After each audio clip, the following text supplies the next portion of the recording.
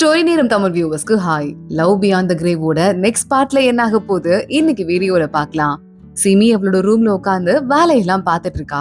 அப்ப துவான்ஷு அவளோட ரூம்க்கு வெளியே கதவுக்கு பின்னாடி நின்னுட்டு அவளை எட்டி எட்டி பார்த்துட்டு இருக்கான். சிமி ரூமை லாக் பண்ணிட்டு அவ வேலைய பார்த்துட்டே இருக்கா. கொஞ்ச நேரத்துக்கு அப்புறமா என்னடா எந்த அசைவும் இல்லையேன்னு சிமி வெளியே வந்து எட்டி பாக்குறா. துவான்ஷு அந்த ரூமோட ஒரு செவர்ல ஓரமா சாஞ்சு அப்படியே கண்ணை மூடிட்டு இருக்கான். சிமி பக்கத்துல போயிட்டு நடிச்சது போதும், துவான்ஷு ஒழுங்கா எந்திரி அப்படின்னு சொல்லிட்டு லைட்டா காலால ஒரு எத்து விடுறா. துவான்ஷு மயங்கி இருப்பான் போல பொத்துன அந்த பக்கமா விழுந்துடுறான். சிமி பயந்து போயிடுறா. துவான்ஷு உனக்கு என்ன ஆச்சு அப்படின்னு அவனை எழுப்புறதுக்கு ட்ரை பண்ணிட்டு இருக்கா. கரெக்டா ஜிஜியை கூப்பிடுறா. ஜிஜி இவனுக்கு என்ன ஆச்சுன்னு தெரியலன்னு சொல்ல என்ன ஆச்சுன்னு அவளும் செக் பண்ணி பாக்குறா. பார்த்தா சிமி இவனுக்கு பசிக்குது, சிமி பசியில மயங்கி விழுந்துட்டான். மனுஷங்களால சாப்பிடாம இருக்க முடியாதுன்னு உனக்கு தெரியாதா? நமக்கு டைம் ஓடுறது தெரியல, ஆனா அவனுக்கு நாள் ஆயிட்டே இருக்குல்லன்னு சொல்ல இவனுக்கு சீக்கிரமா சாப்பாடு ரெடி பண்ணுங்கன்னு சொல்லிட்டு சிமி உள்ள போயிட்டு இருக்கா. அதுவும் இல்லாம இனி இவனை விட போறது இல்லையா, இங்கதான் வச்சிருக்க போறியா அப்படின்னு ஜிஜி கேக்குறா. அது மட்டும் இல்லாம அவனுக்கு சாப்பாடு ரெடி பண்ணும்னா அவ்வளவு செலவு இவ்வளவு செலவு, அதை இங்க இருந்து வர வைக்கணும்னு ஏதேதோ கணக்கு போடுறா. எவ்வளவு செலவானாலும் பரவாயில்ல, சாப்பாட வரவை. இவனுக்கு என்னதான் இருந்தாலும் இப்படியேவா வெளியே அனுப்ப முடியும்? உடம்ப சரி பண்ணிட்டு தானே வெளியே அனுப்பணும்னு சிமி சொல்லிட்டு இருக்கா.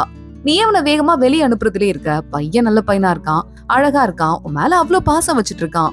இவனு கூடயே வச்சுக்கிட்டா என்னன்னு ஜிஜி அடுத்த ஐடியாவை கொடுக்குறா. அதெல்லாம் சரிப்பட்டு வர அதுன்னு சிமி சொல்லிடுறா. சிமி எல்லா சாப்பாடையும் டேபிள் மேல வச்சுட்டு மயக்கத்துல இருக்க துவான்ஷு எப்படா எந்திரிப்பான் அப்படின்னு வெயிட் பண்ணிட்டு இருக்கா. துவான்ஷு ஒரு வழியா ஏஞ்சிடுறான். சிமி உடனே ரொம்ப சீரியஸா முகத்தை வச்சுட்டு அதான் ஏஞ்சிட்டல, சாப்பாடு ரெடியா இருக்கு, வந்து சாப்பிடுன்னு சொல்ல சிமி பூமியில கிடைக்கிற சாப்பாடு இங்கேயும் கிடைக்குமா, ரொம்ப ஹாப்பியா இருக்குன்னு சொல்லிட்டு வலியெல்லாம் பொறுத்துட்டு சாப்பிடுறதுக்காக போயிடுறான். அதெல்லாம் கிடைக்கும், இந்த இடத்துல ஒரு பெரிய உலகமே இருக்கு, ஒரு டேபிள் நிறைய சாப்பாடு கிடைக்காதா அப்படின்னு கேட்டுட்டு இருக்கா. அது மட்டும் இல்லாம சீக்கிரமா இங்க முடிச்சிட்டு கிளம்பி வெளியே போயிடு. ஒரு மனுஷனால ஆத்ம உலகத்துல ரொம்ப நாள் வாழ முடியாது, நீங்க வந்திருக்கவே கூடாதுன்னு சொல்லிட்டு சிமி அங்க இருந்து கிளம்பிடுறா. அடுத்து நம்ம சிமி வெளிய யானோட போயிட்டு இருக்கா. யான் கிட்ட நீ துவான்ஷு இங்க இருக்கிறத பத்தி என்ன நினைக்கிறேன்னு கேட்க, சிமி எவ்வளவு சீக்கிரம் முடியுமோ அவ்வளவு சீக்கிரம் அவனை இங்க இருந்து அனுப்பிடு, அதுதான் நமக்கு நல்லது, இது ரொம்ப ஆபத்தா போய் முடிஞ்சிரும் அப்படின்னு யான் சொல்ல ஆரம்பிக்கிறான். அதுவும் இல்லாம இந்த இடத்துல ஒரு மனுஷன் இருக்கிறது ஆத்ம உலகத்திலயும் ஒரு பெரிய பாதிப்பை ஏற்படுத்துறதுக்கு வாய்ப்பு இருக்குல்ல அப்படின்னு சொல்லிட்டு இருக்கான். நான் இங்க இருக்கும்போது ஒரு மனுஷன் இருக்கும்போது என்ன பாதிப்பு வந்துரும், அப்படி யாருதான் பிரச்சனை பண்றாங்கன்னு நானும் பாக்குறேன்னு சிமி கொஞ்சமா கடுப்பாயிட்டு இருக்கா. இல்ல அதுக்கு இல்ல சிமி அப்படின்னு என்ன சொல்றதுன்னு யான் யோசிக்கிறதுக்குள்ள அந்த பக்கமா வர துவான்ஷு இருக்கான்ல, கயிறுல மறுபடியும் கட்டிட்டு மிதக்க ஆரம்பிக்கிறான். எதுக்கு நீங்க வந்த, உன்னை ரெஸ்ட் தானே எடுக்க சொன்னேன்னு சொல்லிட்டு சிமி கேட்டுட்டு கயிறு அறுத்து விட்டுடுறா. துவான்ஷு போத்துன்னு கீழே விழுந்துடுறான். 3 நாள் நீ தான் தொங்கணும்னு சொன்ன, இன்னைக்குதான் 3ஆவது நாள் முடிய போகுது அப்படின்னு சொல்ல நீ எல்லாம் கொஞ்சம் கூட திருந்துறதுக்கு பொழைக்கிறதுக்கு வாய்ப்பே இல்ல, இங்க எது போயிடு அப்படின்னு திட்ட ஆரம்பிக்கிறா. சிரிச்சுட்டே துவான்ஷு மறுபடியும் மயங்கி விழறான். அவன் விழறதுக்குள்ள சிமி போய் தாங்கி அவனை புடிச்சிடுறா. ஒரு மனுஷனால இங்க இருக்க முடியாதுன்னு சொன்ன, நீ கேட்டாதானே அப்படின்னு சிமி அவன் முகத்தை தொட்டு பாத்துட்டு இருக்க. நான் பாத்துக்கிறேன் அப்படின்னு பக்கத்துல யான் வரான். அவ வேகமா துவான்ஷுவை கட்டி புடிச்சிட்டு இது என்னோட பிரச்சனை, நான் பாத்துக்கிறேன் அப்படின்னு அங்க இருந்து கிளம்பிடுறா. கொஞ்சம் கொஞ்சமா யானுக்கு கோபம் அதிகமாயிட்டே இருக்கு. சிமி உள்ள போயிட்டு துவான்ஷுக்கு ட்ரீட்மெண்ட் பார்த்து காயத்தெல்லாம் ஆற வச்சுட்டு கொஞ்சமா சட்டையை தளர்ந்து பாக்குறா. பார்த்தா நெஞ்சு ஃபுல்லா அப்படியே ஐஸ் கட்டி மாதிரி இருக்கு. கோல்டு பாய்சன் உனக்கு இருக்குன்னு ஏன் என்கிட்ட சொல்லவே இல்ல, உள்ள வரைய போயிருக்கு, நான் தான் அப்பவே உன்னால இங்க இருக்க முடியாதுன்னு சொன்னேன்ல அப்படின்னு அவனுக்கு கொஞ்சம் சக்தி கொடுத்து அந்த கோல்டு பாய்சன் எல்லாம் வெளியே எடுத்துட்டு இருக்கா. சிமி செம்மையா வலிக்குதுன்னு அவளோட கைய புடிச்சிட்டு இப்ப பாரு நீயே என்ன காப்பாத்திட்டு இருக்கன்னு சொல்றான். ஏன் அப்புறம் நீ என்ன வந்து காப்பாத்த போறியான்னு சிமி கேக்குறா. இல்ல உன்ன நான் வந்து காப்பாத்துற நிலைமை என்னைக்கும் உனக்கு வரவே கூடாதுன்னு துவான்ஷு சொல்லிட்டு இருக்கான். ஊரு மறுபடியும் இருள ஆரம்பிக்குது, ஊரடங்கு வருது. அந்த நேரத்துல பயங்கரமா சத்தம் கேட்கும்ல, அதே மாதிரியே கேட்டுட்டு இருக்கு. இது என்ன சத்தம் சிமி அப்படின்னு துவான்ஷு பாக்குறான். இங்க எல்லாருக்கும் அடங்காத ஆசைகள், நிறைவேறாத நினைவுகள்லாம் நிறைய இருக்கு, அதனால இங்க எல்லாரும் இந்த நேரத்துல ரொம்ப கொடூரமா மாறிடுவாங்கன்னு சொல்ல, அப்பா இவ்ளோ சத்தமா இருக்கு, நீ எப்படிதான் இருந்தியோ, நல்ல வேலை உனக்கு மத்த சென்ஸ் எல்லாம் இல்லாதது ரொம்ப ஹெல்ப் பண்ணிருக்கு அப்படின்னு துவான்ஷு சொல்றான். சிமி பாத்துட்டு இருக்கா. மனுஷங்களுக்கு இருக்கிற அதிகமான சென்ஸ்க்கு இந்த இடத்துல தாக்கு பிடிக்கிறது கொஞ்சம் கஷ்டம்தான், சீக்கிரமா இங்க இருந்து கிளம்புற வழிய பாருன்னு சொல்றா. துவான்ஷு அதை காதுலயே வாங்கிக்காம கண்ணு மூடிட்டு நிம்மதியா தூங்க போயிடுறான். இங்க இந்த சாங் இருக்கான்ல, சாங்க தூங்கிட்டு இருக்கான். அவன் கிட்ட அவனோட செத்து போன கேர்ள் ஃபிரெண்ட் பக்கத்துல வர மாதிரி இருக்கு. என்னடா உன்னை என்கிட்ட கூட்டு போறேன்னு கழுத்தை நெரிக்கிற மாதிரி இருக்கு. சாங் இறந்து போயிடுறான். பார்த்தா கனவுல இருந்து முழிச்சு பாக்குறான். திருப்பி அந்த கேர்ள் ஃபிரெண்ட் பக்கத்துல இருக்கா. உனக்கு நம்ம சாப்பாடு கொண்டு வந்திருக்கேன்னு விஷத்தை கொண்டு வந்து அவனோட வாயில ஊத்துறா. செத்து போயிடுறான். பார்த்தா அதுவும் கனவு, முழிக்கிறான். திருப்பி பார்த்தா அந்த கேர்ள் ஃபிரெண்டு நிறைய உருவமா வர ஆரம்பிக்கிறா. இது இவனுக்கு ஒரு தண்டனை போல. அந்த பக்கமா இருக்கிற ஒரு ஆத்மா அதிகாரி இதை பார்த்துட்டு நல்லா இவனுக்கு வேணும் அப்படிங்கிற மாதிரி நக்கல் பண்ணி சிரிச்சுட்டு அங்க இருந்து கிளம்பி போயிட்டு இருக்கா. இங்க துவான்ஷு நல்லா தூங்கி முழிக்கிறான். பரவாயில்ல, உடம்புல இருந்த காயம்லாம் எப்படி சரியா போச்சு, எல்லாம் சிமி பண்ண மேஜிக்கா அப்படின்னு சொல்லிட்டு அங்க இருந்து எந்திரிக்கிறதுக்குள்ள அதான் அந்த ஜில்லி இருக்கால அவங்க வந்துடுறா.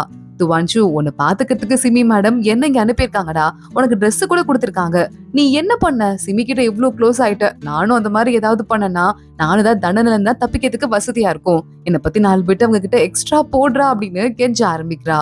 சிமி அதுக்குள்ள மெயின் ஹால் ஒண்ணு இருக்கு, இது தண்டனைக்கான ஹாலா. அந்த ஹால்ல போய் வெயிட் பண்றா. நிறைய ஆத்மாக்கள் இருக்காங்க. சிமியோட சேர்ந்து யான் ஜிஜி எல்லாம் கூட வெயிட் பண்ணிட்டு இருக்காங்க. இங்க நம்ம கில்லிய கூட்டு போக சொல்லி துவான்ஷும் வந்து ஓரமா எட்டி பாத்துட்டு இருக்கான். அங்க அந்த சாங்க கொண்டு வந்து போடுறாங்க. சாங்கு பாக்குறான், தண்டனை மேடைக்கே என்ன கூட்டு வந்துட்ட, சிமி என்ன கொல்ல போறியா, நீயும் எங்கள மாதிரியே ஒரு ஆத்மாதான், ஆனா நீ தலைவியா இருக்கங்கிறதுக்காக உனக்கு பிடிக்காத ஆளுங்களெல்லாம் கொண்டுட்டு இருக்க. இப்ப நீ என்ன நினைச்சிட்டு இருக்க, நான் மட்டும் தான் உன்னை எதிர்க்கிறேன்னு நினைச்சிட்டு இருக்கியா? இங்க இருக்கிற ஒருத்தங்களும் உனக்கு கொல்றதுக்கான சான்ஸை தான் எதிர்பார்த்துட்டு இருக்காங்க. ஒரு நாள் நீ மாட்டின, உன்னை அத்தனை பேரும் போட்டு தள்ளத்துக்கு தான் வெயிட் பண்ணிருக்காங்க. அதே மாதிரி இவனுக்கு யாராவது சப்போர்ட் பண்றீங்கன்னா ஒன்னு மட்டும் சொல்றேன், எனக்கு இன்னைக்கு வந்திருக்க நிலைமை தான் நாளைக்கு உங்களுக்கு வரும் அப்படின்னு கத்த ஆரம்பிக்கிறான். உன்னை எவ்வளவு தைரியம் தான் ராணிய பார்த்து இந்த மாதிரி கத்திட்டு இருப்ப அப்படின்னு யான் கேட்டுட்டு இருக்கான். இல்ல யான் விடு, அவன் என்னதான் பேசிட்டோம், நான் இங்கதான் நிக்கிறேன், முடிஞ்சா என்ன வந்து கொல்லு பாக்கலாம் அப்படின்னு சொல்லிட்டு சிமி அவனுக்கு சேலஞ்ச் பண்றா. ஆனா எதுவும் சாங்கால பண்ண முடியாதுன்னு அவனுக்கே தெரியும். ஒரு மாதிரி நக்கலா சிரிச்சிட்டு இருக்க சிமி பாத்துட்டு கையில இருக்கிற ஒரு பறவை ரெக்கைய உன்னை லைட்டா அப்படி பிச்சு எறிய, அதுல இருந்து பவர் பின்னாடி இருக்கிற ஒரு மந்திர கேட் ஒண்ணு இருக்கு, அதுக்குள்ள போகுது. அதுல நிறைய நேம்ஸ் இருக்கு. அந்த நேம்ஸ் எல்லாம் உருவம் வந்து டிராகன் மாதிரி வந்து இந்த சாங்கோட உடம்புக்குள்ள அந்த பக்கமும் இந்த பக்கமும் பூந்து வந்து அவனை கட்டி போட்டு நெரிக்க ஆரம்பிக்குது. சாங்கு காத்தோட காத்தா அப்படியே அழிஞ்சு போயிடுறான். அந்த லெட்டர்ஸ் எல்லாம் மறுபடியும் உள்ள அந்த சிலிண்டருக்குள்ளேயே போயிடுது. சிமி பாக்குறா. துவான்ஷு நின்னுட்டு வேகமா அவளுக்கு பல்ல காட்டி கையெல்லாம் காட்டிட்டு இருக்கான். கண்டுக்காத மாதிரி அங்க இருந்து கிளம்பி போயிடுறா. எல்லாரும் கிளம்பி போனதுக்கு அப்புறமா துவான்ஷு ஜில்லி 2 பேரும் வெளியே வந்து எட்டி பாக்குறாங்க. இதுதான் தண்டனை மேடையா, இத்தனை பேருக்கு இவ தண்டனை கொடுத்திருக்காளா, அந்த நேம்ஸ் எல்லாம் இதுல இருக்கு போலன்னு சொல்ல ஜில்லி பாக்குறா. இருக்கலே ஆத்மாக்களுக்கு பிடிக்காத 2வது இடம் இதுதான் சொல்ல, பிடிக்காத 2வது இடமா, இதை விட கொடூரமா வேற என்ன இடம் இருக்க முடியும்னு கேட்க, இந்த இடத்தோட ஜெயில் யாருக்கும் பிடிக்காது அப்படின்னு ஜில்லி சொல்லிட்டு இருக்கா. சிமி சூப்பர்ல, எவ்வளவு பவர்ஃபுல் இல்ல, எப்படி எல்லாரையும் கண்ட்ரோல்ல வச்சிட்டு இருக்கா. இவ இப்படி மனுஷங்களுக்கும் ஆத்மாக்களுக்கும் இருக்கிற உலகத்தை கண்ட்ரோல்ல வச்சிட்டு இருக்கதால மட்டும்தான் மனுஷங்களும் நிம்மதியா இருக்காங்க. அவ பவர்ல இருக்கிற வரைய எல்லாரும் நிம்மதியாதான் இருப்பாங்கன்னு துவான்ஷு சொல்லிட்டு இருக்கான். துவான்ஷுவும் ஜில்லியும் வெளியே கடத்தெருவுக்கு வராங்க. எல்லாரும் அப்ப பயந்துட்டு ஓட ஆரம்பிக்கிறாங்க. உடனே இங்க இருக்கு ஜில்லி கூட கால்ல விழுந்துட்டு இருக்கா. பார்த்தா அங்க யான் தான் வந்துட்டு இருக்கான். நீங்க என்ன பண்ணிட்டு இருக்க, உன்னால மனுஷ உலகத்துல இருந்துட்டு இங்க ரொம்ப நாள் வாழ முடியாது தெரியாதா, அதுவும் இல்லாம இந்த வால் உன்னையா செலக்ட் பண்ணுச்சுன்னு யாழ் கேள்வி கேட்டுட்டு இருக்கான். யானை பார்த்து துவான்ஷு உடனே என் மேல வால் மேலயும் ஒரு அக்கறை வந்துருச்சு போல, என்ன புதுசா எப்படி கொல்லான்னு யோசிக்கிறியா அப்படின்னு கேக்குறான். லைட்டா ஒரு மேஜிக் ஒண்ண யான் போட்டதுமே துவான்ஷுக்கு டக்குன்னு உடம்புல என்னவோ மாறி இருக்கு. அட்டாக் பண்ணலான்னு போறான். ஆனா அதுக்குள்ள யான் சரி ஓகே எனக்கு ஒரு வேலை இருக்கு அப்படின்னு நினைச்சிட்டு இருக்கான். நீ உன்னை பத்தி ரொம்ப உயர்வா நினைச்சிட்டு இருக்க, 300 வருஷமா கூட இருந்தும் உன்னை சிமிக்க பிடிக்கல, அதனால தானே நீ என் மேல இவ்ளோ காண்டா இருக்குன்னு துவான்ஷு கேட்க, நக்கலா சிரிச்சுட்டு யான் அங்க இருந்து போயிடுறான். இவ்வளவு நேரம் என் பாடியில சில்னஸ் தெரியாம இருந்தது, இப்ப எனக்கு மறுபடியும் குளிர ஆரம்பிச்சிருச்சுன்னு துவான்ஷு சொல்லிட்டு ஜில்லி கிட்ட இன்னும் நெருப்பு எடுத்துட்டு வான்னு சுத்தி நெருப்ப வச்சுட்டு உட்காந்துட்டு இருக்கான். அங்க சிமி வரா. இப்பதான் அவன் உடம்ப சரி பண்ணி விட்டேன், இப்படா மறுபடியும் இந்த நிலைமைக்கு ஆளான அப்படின்னு கேட்டு அவன் உடம்ப சரி பண்றது மட்டும் இல்லாம அவனுக்கு ஒரு பாதுகாப்பு கவசம் ஒண்ணு போடுறா. இதுக்கு பேரு ஜோன். இது போட்ட அப்படின்னா உனக்கு பிரச்சனை இருக்காது, உன்னால ஹீட் ரொம்ப சுத்தமா உன் மேல இருக்காது, புரியுதா அப்படின்னு சொல்ல உடனே பயங்கரமா பல்லு காட்டிட்டு துவான்ஷு அப்ப நான் உன் கூடயே இருக்கலாமா சிமி அப்படின்னு கேட்டுட்டு இருக்கான். இந்த பாதுகாப்பு கவசம் ஆனா எனக்கு ஆபத்து, என்னை விட்டு 10 மடங்கு 10 அடி நீ தள்ளிதான் இருக்கணும்னு அவனை தள்ளி விட்டுட்டு அங்க இருந்து போய் உட்காந்துக்கிறா. கொஞ்சம் கொஞ்சமா நம்ம துவான்ஷு பக்கத்துல வந்துட்டே இருக்கான். சிமி நெத்திலே சின்னதா ஒரு அடி அடிச்சு துவான்ஷுவ மறுபடியும் பறக்க விட்டுடுறா. இங்க அதுக்குள்ள நம்ம யான் வந்து நிறைய ஆத்மாக்கள்லாம் தப்பு பண்ணவங்க இருப்பாங்கல்ல, அந்த ஆத்மாக்களுக்கு எல்லாம் தண்டனை கொடுக்கறதுக்கு வந்துடுறான். சிமி சொல்ற ஒரு வார்த்தையும் இங்க சட்டம், அந்த சட்டத்தை மீறவங்க யாரா இருந்தாலும் அவங்களுக்கு தண்டனை கொடுக்க வேண்டியது என்னோட பொறுப்பு, தேவையில்லாம ராஜ துரோகத்துக்கு ஆளாயிடாதீங்கன்னு சொல்லிட்டு இருக்கான். சிமி சொன்ன ஒரு வார்த்தையை கூட நிறைவேற்றாம விட மாட்டீங்களா அப்படின்னு அங்க இருக்கிறவங்க கேக்குறாங்க. யான் பாக்குறான், அவ வார்த்தையை நிறைவேற்றி கொடுக்கறதுதான் என்னோட முக்கியமான வேலை அப்படின்னு சொல்லிட்டு இருக்கான்.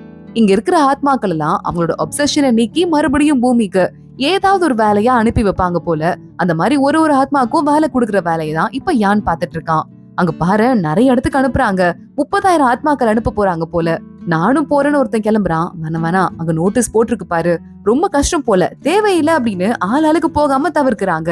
இந்த விஷயத்த பத்தி சொல்றதுக்காக யான் சிமிய பாக்குறதுக்கு வரான். தனியா பேசணும் துவான்ஷு, வெளிய போன்னு சொல்ல, நானே நினைச்சாலும் போக முடியாதுப்பா, என்ன வர சொன்னது மேடம் அப்படின்னு வேணும்னே சிமிய காட்டுறான். சிமி துவான்ஷுவ வெளியவே போக சொல்லாம யான் கிட்ட என்ன சொல்லணும் டைரக்டா சொல்லு அப்படின்னு சொல்ல, யாரும் சொல்ல ஆரம்பிக்கிறான். அவங்களெல்லாம் பூமிக்கு அனுப்பலாம் அப்படின்னு பார்த்தா கஷ்டமா இருக்குன்னு அவங்க போக மாட்டேங்கிறாங்கன்னு சொல்ல, எவ்வளவு சின்சியரான ஆபீசர் பாரு அப்படின்னு துவான்ஷு நக்கல் பண்றான். சிமி அடுத்த செகண்டே அவன் வாய மந்திரத்துல பேஸ்ட் போட்ட மாதிரி ஓட்டி விட்டுடுறா. அது கஷ்டம் தான், ஆனா அதுக்காக நம்ம ட்ரை பண்ணாம இருக்க கூடாது. அது ஒண்ணுதான் கரெக்டான மெத்தட், நம்ம அது கண்டிப்பா செஞ்சுதான் ஆகணும் அப்படின்னு சொல்லிட்டு இருக்கா.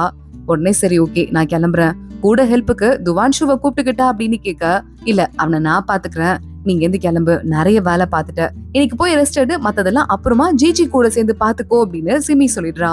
அங்க இருந்து கிளம்பி யான் போயிட்டு இருக்கான். வாய் மூடிட்டு இருக்க மாட்டியா அப்படின்னு சிமி முறைக்க ஆரம்பிக்க துவான்ஷு சிரிச்சிட்டு இருக்கான். அன்னைக்கு சிமி கட்டுல படுத்துட்டு இருக்க துவான்ஷு கீழேயே பெட்ஷீட் போட்டு படுத்துட்டு இருக்கான். அவ தூங்கிட்டு இருக்கும் போது இவனை இப்ப பாரு நரின்னு தானே கூப்பிடுவா அவ, ஒரு நரி பொம்மையை செஞ்சு அவ பக்கத்துல வச்சுட்டு அவளை பார்த்து சிரிச்சுட்டு அப்படியே துவான்ஷு தூங்க ஆரம்பிக்கிறான். சிமி எதை பாக்குறா, அந்த குட்டி பொம்மைய பார்த்து அவ அழகா சிரிச்சுட்டு உட்காந்துட்டு அவளும் தூங்குறதுக்கு போயிடுறா. அடுத்த நாள் காலையில சிமி அரசவைக்கு கிளம்பி போறா. இந்த தடவை ஆனா துவான்ஷுவ கூட கூட்டு போயிட்டு இருக்கா. துவான்ஷு அரசவைய ஆண் பாக்குறது இல்லாம ஒரு மனுஷன் அரசவைக்குள்ள வரா அப்படின்னு அங்க இருக்கிற அத்தனை பேரும் ஷாக் ஆயிட்டு பாத்துட்டு இருக்காங்க. யானாலலாம் பாக்குறத நம்பவே முடியல. துவான்ஷு ஒரு ஒரு ஆத்மாவையும் பார்த்துட்டு ஒவ்வொருத்தங்களும் ஒரு மாதிரி பெக்யூலியரா இருக்காங்க, ரொம்ப டிஃப்ரெண்டான ஆளுங்களா இருக்காங்கன்னு பாத்துட்டு யானை பார்த்து கொஞ்சம் நக்கலா ஒரு சிரிப்பு சிரிச்சுட்டு ஜிஜி பக்கத்துல வந்து நின்னுட்டு இருக்கான். எனக்கு கூட்டு வரதை தவிர அவங்களுக்கு வேற வழியே இல்ல, அதான் கூட்டு வந்துட்டாங்கன்னு ஜிஜிட்ட சொல்ல, அவளுக்கு புடி காட்டி யாரு ஃபோர்ஸ் பண்ணாலும் கூட்டு வர வைக்க முடியாது, தேவையில்லாம என்கிட்ட போய் சொல்லாதப்பா அப்படின்னு ஜிஜி சொல்லிட்டு இருக்கா. அடுத்து அங்க சிமி வந்துட்டு அடுத்து என்ன வேலை இருக்கு அப்படின்னு கேட்க, அங்க ஆளுக்கு வந்துட்டு இருக்காங்க. அடுத்தவங்கள பூமிக்கு அனுப்புறதுல நிறைய பிரச்சனை இருக்கு, அதெல்லாம் சரி பண்ணும் அப்படின்னு பேசிட்டு இருக்காங்க. கோர்ட் ஒரு வழியா முடியுது. இங்க பார்த்தா யான் ஜில்லிய நேரா கூப்பிட்டுறான். என்ன ஆச்சு, அவன் உடம்புல எப்படி சில்னஸ் இல்லன்னு கேட்க, அவர் உடம்புல சில்னஸ் எல்லாம் வந்தது, ஆனா சிமி மேடம் அவருக்கு ஜோன் போட்டு காப்பாத்தி விட்டுருக்காங்க, பக்கத்துல மட்டும் வரக்கூடாதுன்னு சொல்லிருக்காங்கன்னு சொல்ல, அவனுக்கு என்ன நடக்குதோ எனக்கு தெரியணும், உடனே வந்து என்கிட்ட சொல்லுன்னு யான் அனுப்பி விட்டுட்டு இருக்கான். பக்கத்துல இருக்க டேபிள ஒரே கோபத்துல ஓங்கி அடிச்சு உடைச்சு போடுறான். அந்த இடத்துக்கு ஜிஜி வரா. உனக்கு ஹெல்ப் பண்றதுக்கு தான் வந்திருக்கேன், சிமிக்கு அந்த கோல்ட்னஸ் செட் ஆகாதுல்ல, சோ அதனால இந்த ஒரு ஆயுதம் இருக்கு, அதை நீ அவகிட்ட கொடுத்தனா அவ மேல நீ எவ்வளவு பாசம் காட்டுறன்னு அவளுக்கு நல்லா புரியும்னு சொல்ல, எனக்கெல்லாம் நீ சும்மாலாம் ஹெல்ப் பண்ண மாட்ட, என்ன மேட்ரு அப்படின்னு யான் கேட்டுட்டு இருக்கான். ஜிஜி பாக்குறா, இந்த அப்சஷன்லாம் நீக்கி ஆத்மாக்கள் எல்லாம் பூமிக்கு அனுப்புறாங்கல்ல, அந்த வேலைய பொதுவா நான் பாத்துக்கணும், என் ஆளுங்க தான் ஹேண்டில் பண்ணும், ஓகேவான்னு கேட்க சரி ஓகே அப்படின்னு யானும் ஒத்துக்கிறான். திரத்துல கையெழுத்தெல்லாம் வாங்கிடுறா ஜிஜி. அந்த மிஷனையும் கொடுக்குறா, இத போய் சிமி கிட்ட கொடு அப்படின்னு. அதை எடுத்துட்டு பல்ல காட்டிட்டு, பரவாயில்ல இப்பயாவது சிமி கிட்ட ஒரு நல்ல பேர் வாங்க முடியுதே அப்படின்னு யான் கிளம்பி போறான். அப்பயும் ஜிஜி வேற சிமி கிட்ட பேசிட்டு இருக்கா, கூடவே துவான்ஷு வேற நிக்கிறான். இது நீ கையில வச்சுக்கிட்ட அப்படின்னா சிமி உனக்கு ரொம்ப ஹெல்ப்ஃபுல்லா இருக்கும், அதே மாதிரி துவான்ஷுவோட பாடிக்கும் நல்லது அப்படின்னு கொண்டு போயிட்டு அதை கொடுக்க ஆரம்பிக்க, உடனே சிமி பாக்குறா, என் மேல எவ்வளவு நல்ல பிரியம் உனக்கு, ஆனா வேண்டாண்டா, இப்பதான் ஜிஜி வந்தால அவ எனக்கு இதே மாதிரி இதை எப்படி சரி பண்ணிக்கிறதுன்னு ஒரு மருந்து கொடுத்திருக்கா, அதை நான் வச்சு யூஸ் பண்ணிக்கிறேன்னு சொல்ல யான் ஷாக் ஆயிடுறான். பக்கத்துல இருக்கிற ஜிஜியை பார்த்து நக்கலா முறைச்சிட்டு இருக்கான். சரி ஓகே நாங்க கிளம்புறோம்னு ரெண்டு பேரும் போயிட்டு இருக்காங்க. யான் பாத்துட்டு இருக்கான். போயும் ஜிஜி மாதிரி ஒரு பேராசை பிடிச்சவளை நம்பினதுக்கு எனக்கு இதுவும் வேணும் இன்னமும் வேணும், முட்டாள்தனமா நம்பி ஏமாந்துட்டேன், இனிமே என்ன பண்றேன்னு மட்டும் பாரு அப்படின்னு சொல்லிட்டு இருக்கான். சிமி துவான்ஷுவை கூட்டிட்டு ஒரு காடு மாதிரி இருக்கு அந்த இடத்துக்கு வந்திருக்கா. இங்க பாரு சிமி, என்னமோ நிறைய ஸ்பிரிட்ஸ் எல்லாம் இங்க இருக்கு அப்படின்னு அவன் பேசிட்டே, இந்த பூ பாரு அழகா இருக்குல்லன்னு சொல்லிட்டு பூவை கை வைக்கிறான். திடீர்னு பார்த்தா நந்து, அதாவது அவனோட ஊர் இருக்குல்ல, அந்த ஊர்ல இருக்கிற சீன்லாம் கண்ணு முன்னாடி வருது. அதுல கை வைக்காத, உன் மனசை படிச்சு உன் அப்படியே டெலியூஷனுக்கு இழுத்துட்டு போயிரும், ரொம்ப ஆபத்தான பூ, என் கூட வா அப்படின்னு சிமி உள்ள கூட்டு போயிட்டு இருக்கா. இவங்க ரெண்டு பேரும் ரொம்ப தூரம் நடந்துடுறாங்க. அங்க பார்த்தா ஒரு சின்ன நெருப்பு மாதிரி எரிஞ்சிட்டு இருக்கு. இது என் அப்பாவோட சின்ன ஸ்பிரிட் சென்ஸ், இது எப்படி இங்க வந்தது அப்படின்னு கேட்க, உங்க அம்மாக்கு கோல்டு பாய்சன் இருந்ததுல, அதை சரி பண்றதுக்கு உங்க அப்பா இங்க வந்திருப்பாரு போல, அப்ப விட்டு போயிருப்பாரு போலன்னு சொல்ல, என்னை பத்தி இதெல்லாம் உனக்கு எப்படி தெரிஞ்சதுன்னு சொல்லிட்டு சிம்மி கேட்டுட்டு இருக்கா. உன்னை பத்தின விஷயத்த நீயே சொன்னா நான் ஹாப்பியா தான் இருப்பேன், ஆனா நீ சொல்லல, அதனால நான் கேட்டு தெரிஞ்சுக்கிட்டேன் அப்படின்னு துவான்ஷு சொல்லிட்டு இருக்கான். கரெக்டா அவங்க ரெண்டு பேருமே வேற ஏதோ ஒரு மாய வலைக்குள்ள இழுக்கப்படுறாங்க. துவான்ஷு அங்க போயிட்டு என்ன நடக்குதுன்னு பார்த்தா இது சிமியோட சின்ன வயசு வாழ்க்கை போல. அவ இருந்தால அதே வீடு, இந்த களிமண் வீடு. அங்க பார்த்தா நம்ம சிமி ஜாலியா உட்காந்து சமைச்சிட்டு இருக்கா. குட்டி சிமின்னு துவான்ஷு பாத்துட்டு இருக்கான். அவங்க அம்மா அப்பாவும் வராங்க. இன்னைக்கு இவ்வளவு கஷ்டப்பட்டும் நம்மளால கோல்டு பாய்சனுக்கு மருந்து எடுக்க முடியல அவங்க அப்பா ஃபீல் பண்றாரு. பரவாயில்ல பாத்துக்கலாம், பொண்ணுக்கு தெரிஞ்சா ஃபீல் பண்ணுவான்னு அவகிட்ட மறைச்சிட்டு நம்ம குட்டி சிமிய கூப்பிட்டு நான் உனக்கு கிஃப்ட் கொண்டு வந்திருக்கேன்னு அம்மா அப்பாவும் பேசிட்டு இருக்காங்க. துவான்ஷு பக்கத்துல இப்ப சிமி வந்து நிக்கிறா. என் வாழ்க்கையே என் கண்ணு முன்னாடியே பாக்குறியான்னு கேக்குறா. எல்லாம் எனக்கு ஒரு அதிர்ஷ்டம் தானே, பாரு நான் குட்டி சிமிய பாத்துட்டேன் அப்படின்னு துவான்ஷு சொல்லிட்டு இருக்கான். அவங்க அப்பாவும் அம்மாவும் சிமிக்கு அவங்க 3 பேரோட குட்டி குட்டி சிலையையும் செஞ்சு கொண்டு வந்து கொடுக்குறாங்க. எனக்கு ரொம்ப பிடிச்சிருக்கு அப்படின்னு சிமி சொல்லிட்டு இருக்கா. சரி ஓகே பாத்தாச்சுல, கிளம்பலாவான்னு சிமி கூப்பிடுறா. இதுக்கும் மேல என்னாச்சுன்னு பார்த்து தெரிஞ்சுட்டு தான் நான் வருவேன். துவான்ஷு அங்க இருக்க, நம்ம உடம்பு வீக் ஆகிட்டே இருக்கு, பாரு மறைஞ்சிட்டே இருக்கும், இந்த இடம் அன்ஸ்டேபிளா இருக்கு, சீக்கிரமா இங்க இருந்து வெளியே போகணும், இந்த இல்யூஷனை நம்ம அழிக்கணும், அப்பாவோட அந்த குட்டி சக்தி ஒண்ணு இருந்ததுல அதை கண்டுபிடிக்கணும்னு சிமி சொல்றா. இரு, எனக்கு 5 சென்ஸ் இருக்குல்ல, அதை யூஸ் பண்ணி நான் கண்டுபிடிக்கிறேன் அப்படின்னு துவான்ஷு சொல்றான். அங்க ஒரு நெருப்பு எரியற மாதிரி இருக்கு, அத பாக்குறான் துவான்ஷு. சிமி புரிஞ்சுக்கிறா, இதுக்குள்ளதான் இங்க இருந்து தப்பிக்கிறதுக்கு வழி இருக்கு போலன்னு அத மேஜிக் போட்டு 2 பேருமே அங்க இருந்து வெளியே போறாங்க. சிமி அவங்க அப்பாவோட நினைவு இருக்கிற ஒரிஜினல் இடத்துக்கு போயிடுறா. அதை தொட்டதுமே அவங்க அப்பா கண்ணுக்கு தெரியறாரு அவரோட நினைவு மட்டும்.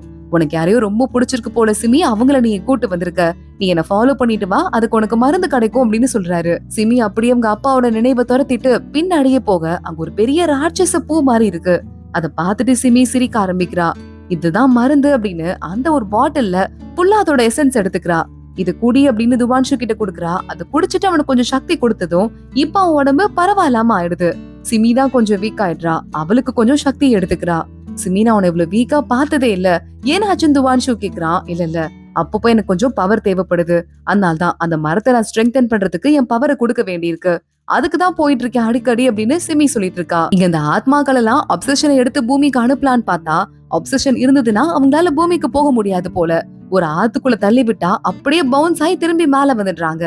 என்னடா இது, இவங்களுக்கு அப்சஷன் போவே மாட்டேங்குது, எப்படி இவங்களை அனுப்புறது, ஃபோர்ஸ் பண்ணி தான் அனுப்பணும் அப்படின்னு சொல்லும் போதே ஃபோர்ஸ் பண்ணி அடுத்த ஆள அனுப்ப பாக்குறாங்க. அங்க இன்னொருத்தன் வந்துடுறான். இவன் ஒரு பெரிய ஆத்மாவா, எவ்வளவு தைரியம் தான் என்னோட இடத்துல அவங்கள ஃபோர்ஸ் பண்ணி அனுப்புவீங்க, அனுப்ப விட மாட்டேன் அப்படின்னு அவன் பாட்டுக்கு ஸ்ட்ராங்கா சொல்லிட்டு இருக்கான். இங்க துவான்ஷு ரூம்குள்ள இருந்து திருட்டுத்தனமா வெளியே போறதுக்கு ட்ரை பண்றான். சிமி எங்க போற அப்படின்னு கேட்டுடுறா. இல்ல நிலாவை பார்க்க போறேன்னு சொல்ல, இரு நானும் வரேன், சேர்ந்து போலாம் அப்படின்னு அவளோட பறக்க வச்சு கூட்டு போயிட்டு இருக்கா. போன தடவை தைரியமா வந்த, இந்த தடவை பயந்துட்டே வர நம்ம சிமி கேட்க, போன தடவை நீ என்ன கட்டி புடிச்சு கூட்டு வந்தியா, பயம் தெரியல, இப்பதான் தெரியுது எனக்கு ஹைட்னா பயம் போலன்னு துவான்ஷு சொல்றான். சிமி நக்கலா பாத்துட்டு இருக்கா. சிமி இந்த இடத்துல இருந்து நிலாவை பார்க்க எவ்வளவு அழகா இருக்கு, பெயிண்டிங் மாதிரி இருக்கு, அழகான மலைகள், அழகான மரங்கள், நிலா, அப்புறம் அழகான நீ அப்படின்னு சொல்ல சிமி துவான்ஷுவ நக்கலா பாத்துட்டு இருக்கா. அத்தோட தான் இன்னைக்கு எபிசோட் முடியுது. அடுத்தடுத்து என்ன ஆக போது தொடர்ந்து பார்க்கலாம். இந்த வீடியோவை லைக் பண்ணிக்கோங்க, மறக்காம நம்ம சேனலுக்கு சப்ஸ்கிரைப் பண்ணிட்டு பெல் ஐக்கானையும் கிளிக் பண்ணிக்கோங்க. அடுத்த வீடியோல பார்க்கலாம். அது வரைய பாய்.